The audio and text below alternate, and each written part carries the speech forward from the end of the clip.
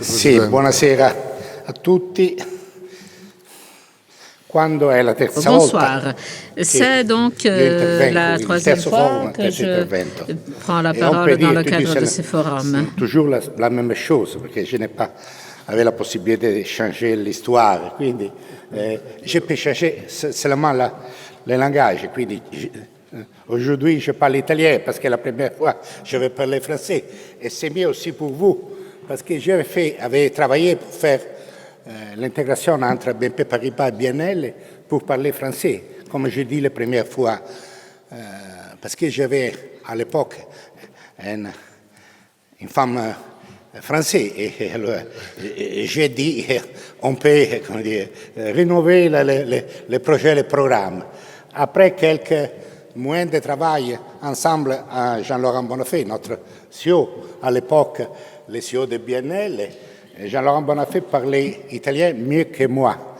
Et alors, de quel jour je dois parler italien pour améliorer mon italien et parler avec Jean-Laurent Bonnafé quand j'ai fait le rendez-vous de travail. Ed è la motivazione per cui penso che sia più semplice tornare alla lingua. Donc, convient de passer à ma langue maternelle, sachant que nos langues se ressemblent à certains égards.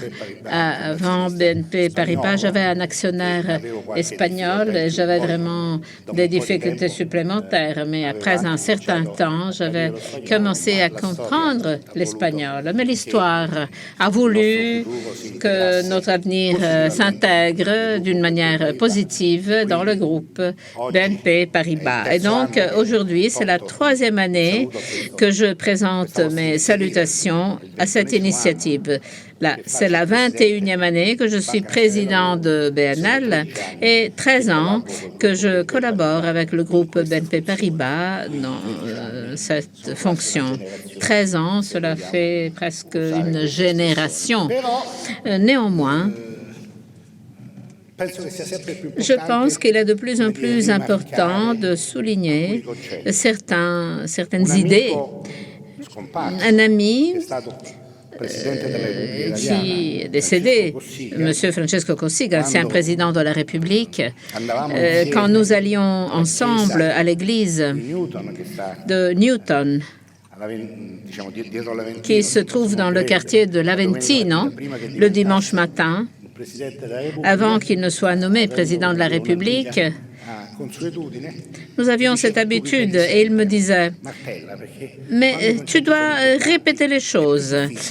Il est important que l'interlocuteur comprenne les idées. Plus les idées sont simples, plus tu dois les répéter. Parce que, puisque ces idées sont simples, l'interlocuteur les considère comme un fait banal et passe outre. Mais dans son expérience de président de la République, il était donc le symbole de cette approche, de cette méthodologie de communication.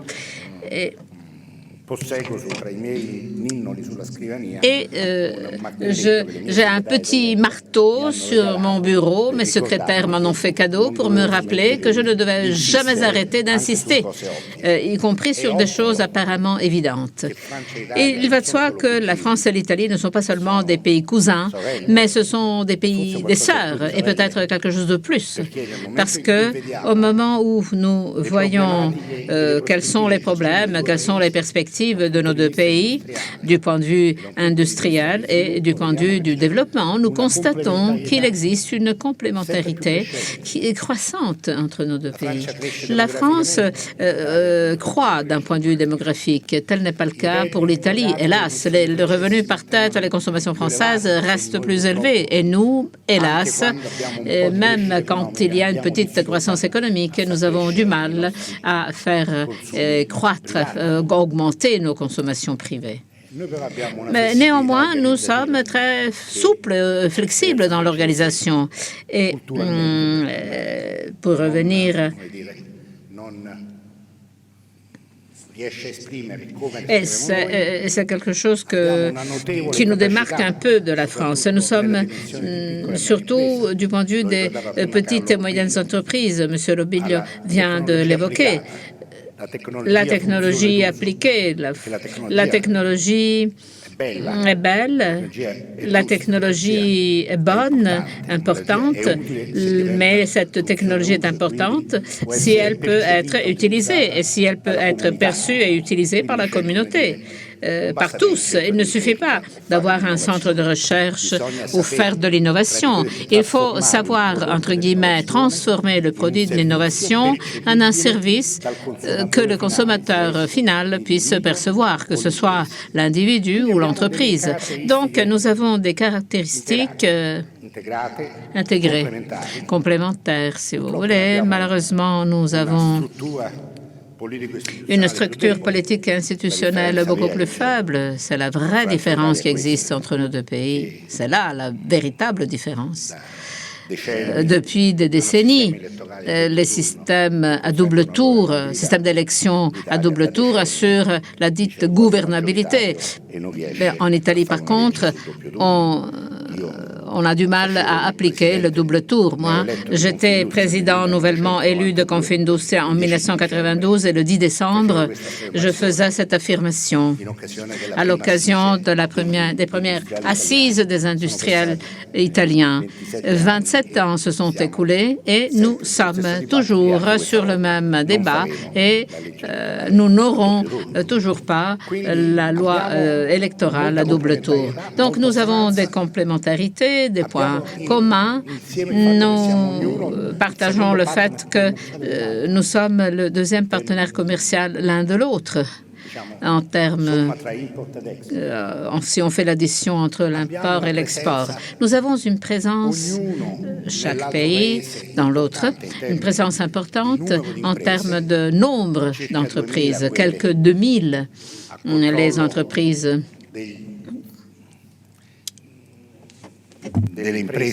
contrôlées par les entreprises françaises en Italie, 20% de moins, 15% de moins, 1700, 1650, les entreprises italiennes en France. Mais les entreprises qui sont sous le contrôle français, entre guillemets, et je vais vous dire pourquoi je mets ça entre guillemets, ont 3 fois plus de salariés par rapport aux entreprises françaises qui sont contrôlées par des entreprises italiennes. Et ce, pour une simple raison, parce que la taille, la dimension de l'entreprise française est beaucoup plus forte dans les grandes entreprises et que nous sommes plus forts pour les entreprises moyennes. Nous disons petites et moyennes, mais si on regarde les données, nous voyons que cela est vrai jusqu'à un certain point. Dans la dimension entre 50 et 249 salariés, les entreprises moyennes, nous avons une distribution par rapport à la valeur ajoutée des deux pays plus grande en Italie qu'en France, alors que nous avons une grande différence en faveur du taux de valeur ajoutée en France par rapport à l'Italie dans les grandes entreprises. Sur les petites entreprises, nous sommes, entre guillemets, assez compensés. Mais il y a un petit détail qui nous échappe souvent. C'est que le total de la valeur ajoutée des entreprises italienne et française est à peu près égale au total de la valeur ajoutée des entreprises allemandes. Et donc, ces dimensions sont comparables, mais elles sont inévitablement liées si l'on prend une approche plus européenne. Nous sommes cousins d'un point de vue culturel, nous sommes frères et sœurs du point de vue de la typologie d'entreprise. Nous sommes surtout, ou plutôt nous devrions comprendre que notre avenir existe à moyen et long terme si nous parvenons à avoir un niveau de collaboration qui puisse nous amener, obliger ou qui puisse obliger les autres à construire avec nous un parcours partagé. Voilà. Quand j'étais jeune et que j'étais président des jeunes entrepreneurs, il y a 40 ans, 41, parce que c'était 1978, je vois un ami jeune entrepreneur de l'époque, ou presque.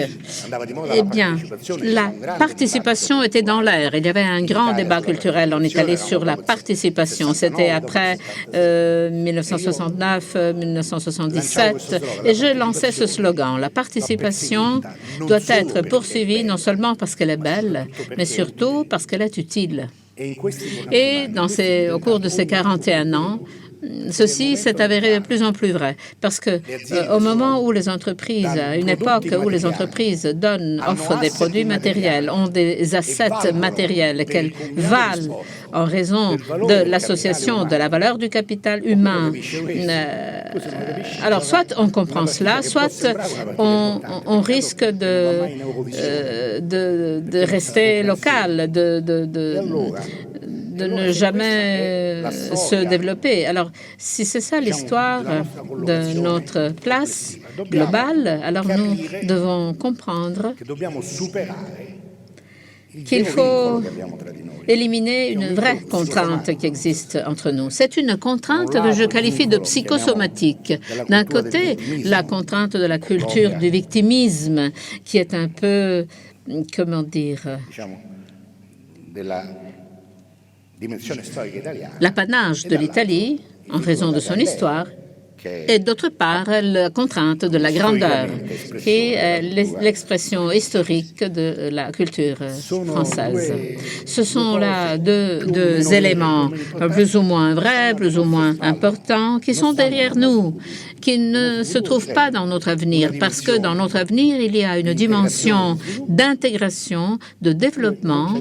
Soit il y a cela, soit il n'y a pas de dimension, comment dire. Et quand je lis qu'il existe des projets de collaboration, d'intégration entre les entreprises françaises et italiennes, la première question que tout le monde se pose, sur laquelle un débat culturel s'ouvre, mais qui achète quoi? Qui prend les rênes en main? Alors, je me demande quel est quel est le paramètre qu'utilisent les personnes qui se posent cette question? Où peuvent-elles trouver une réponse? Parce que si la réponse est que les entreprises sont des actionnaires, les actionnaires des grandes entreprises et des moyennes entreprises, ce sont normalement des actionnaires globaux. Et si ces actionnaires ne sont pas globaux aujourd'hui, ils le seront demain ou après-demain, parce que sinon ces entreprises ne parviendront jamais à être concurrentielles par rapport à la demande d'innovation, par rapport à la demande en capitaux, à la demande de services qui vient de leur clientèle. Si la dimension de la nationalité d'une entreprise est celle du client ou de la main-d'œuvre, alors les entreprises sont celles du pays où il y a les clients et la main-d'œuvre. Et donc, si elles se trouvent, je pense au groupe BNP Paribas, si elles se trouvent en France, en Italie, en Belgique et dans 169 autres pays, elles appartiennent à chacun de ces pays. Si par contre, si on pense, par contre, que la vraie différence réside dans la nationalité du management, non pas celui qui commande, non pas le chef, mais celui qui apparemment commande, alors la vraie contrainte réside dans les résultats de l'entreprise. Parce que ce management est là, non pas parce qu'il est français, italien ou belge, mais parce qu'il produit des résultats. Sinon, vu qu'aujourd'hui les actionnaires sont globaux, quelle que soit la nationalité de ce manager sera le manager de cette entreprise. Donc, il faut changer de prisme. Il faut comprendre qu'aujourd'hui, les entreprises ont une identité diffuse, si elles sont grandes, si elles sont moyennes. Et celle-ci est liée aux relations avec les parties prenantes, les clients, les salariés, la main-d'œuvre, le marché, et que la dimension de l'actionnariat est de plus en plus diffuse, et donc la gestion, le management répond des résultats de tous. Et dans ce sens, je pense que nous, en tant que BNL, BNP Paribas, je pense que nous prouvons que nous sommes sur la bonne voie. Et sur cette réflexion tout à fait personnelle, je voudrais conclure en disant que quand nous devions décider du nom de notre nouveau siège, le siège de BNL situé à la gare Tiburtina, que nous avons construit en 4 ans, après avoir acheté le terrain, ce qui prouve que s'il y a la bonne volonté, malgré la bureaucratie, on obtient des résultats. Bien sûr, nous étions privilégiés parce que nous ne pouvions pas faire l'objet d'aucune forme de corruption, n'est-ce pas? Voilà. Je vis tranquillement depuis 72 ans parce que personne n'a même pas essayé de me corrompre. Je n'ai eu même pas la gêne de dire non.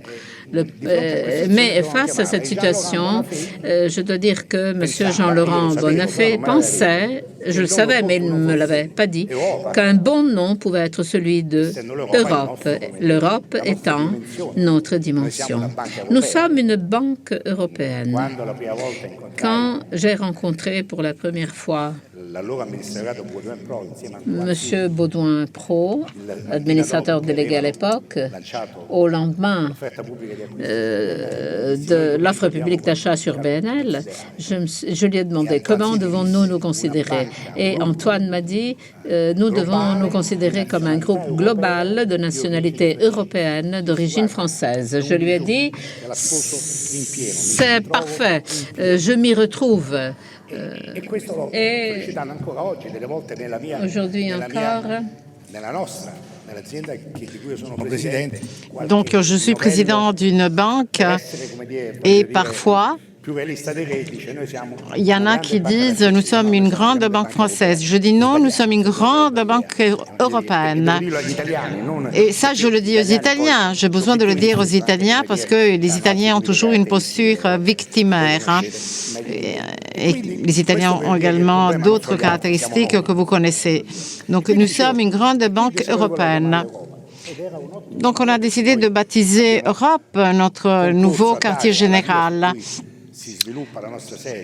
Nous avons donc un nouveau siège qui est ici dans la rue Altiero Spinelli. Notre adresse est bien via Altiero Spinelli et derrière nous, il y a la rue que l'on a baptisée selon une décision que nous avons prise et proposée, c'est-à-dire Nino Andreatta, une autre personnalité très importante pour l'Italie.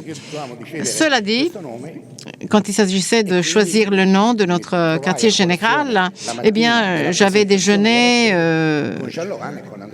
avec Andrea Munari et Jean-Laurent Bonnafé. Jean-Laurent me dit, Luigi, est-ce que tu as déjà imaginé un nom pour notre quartier général? Et je dis oui. Nous avons fait un sondage à l'époque. Notre responsable communication aimait les sondages, n'est-ce pas? Et donc, le premier nom que l'on a dégagé, la première suggestion était Smeraldo, émeraude, diamant à Milan, émeraude à Rome, et puis Europe. Et moi, j'avais suggéré horizon, horizonte. Donc, Smeraldo, émeraude, Europe, horizon. Et alors je dis à Jean-Laurent, on supprime Smeraldo parce qu'on n'est pas des joailliers, n'est-ce pas? On n'est pas une joaillerie. Déjà, il y a le palais Diamant à Milan, donc un palais émeraude à Rome, j'aime pas. On peut l'appeler Horizon Europe, Horizonte Europa. On a fait une joint venture au point de vue lexical, si vous voulez. Et on a par là satisfait aux propositions, aux suggestions de ceux qui avaient participé au sondage. C'est une véritable joint venture. Donc, notre siège s'appelle Orizzonte Europa. Donc, le véritable défi que nous avons devant nous, nous, les entreprises italiennes, les entreprises françaises et européennes, c'est de comprendre quel est notre véritable horizon. Si notre horizon est tout simplement demain ou après-demain, bon, alors on pourra agir en subjectif.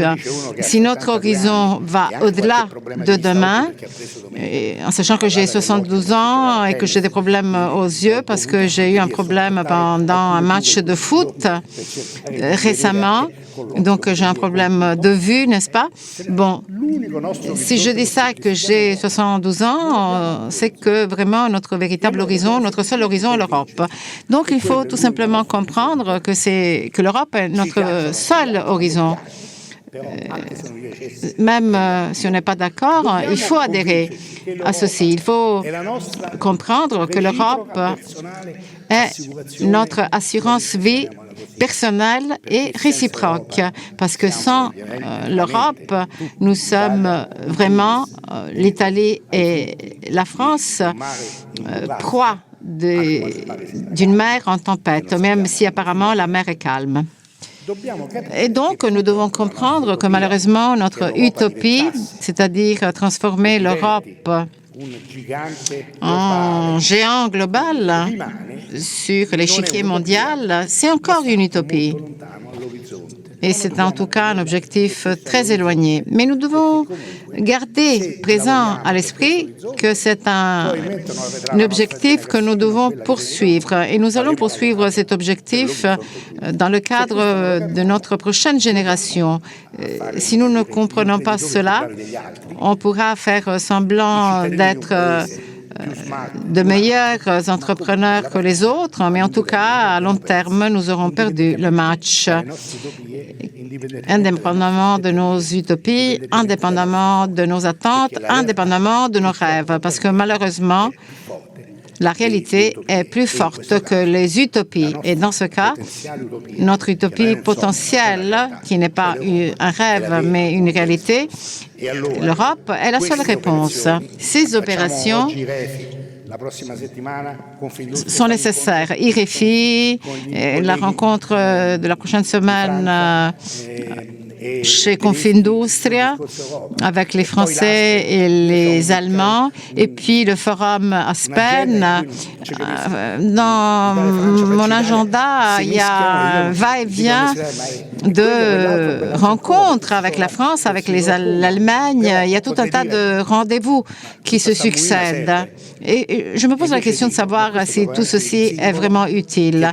Et la réponse est oui, parce que nous ne pouvons pas aller contre ce qui est tout à fait fatal, c'est-à-dire nous ne pouvons pas nous opposer à ce processus qui est si important pour les esprits et pour les comportements de peuple. C'est une tendance qui est encore plus forte que la volonté de nos leaders politiques. Donc, les gens savent que la seule réponse possible pour nous tous est l'Europe. Nos amis français, les Italiens, les autres pays européens savent et doivent comprendre que l'Europe est le seul havre de sécurité possible et disponible, en sachant qu'à partir de ce havre, on pourra ouvrir de nouvelles frontières, on pourra partir pour de nouvelles aventures susceptibles de nous faire développer, comme nous le souhaitons tous. Donc, je félicite M. Romano, IREFI, je félicite Monsieur l'ambassadeur, je félicite l'ambassade de France à Rome, je félicite nos amis présents. En fin de compte, nous sommes en train de donner un témoignage actif. Nous disons, nous sommes là parce que nous voulons être là et nous voulons y rester. Merci et bonne chance à tous.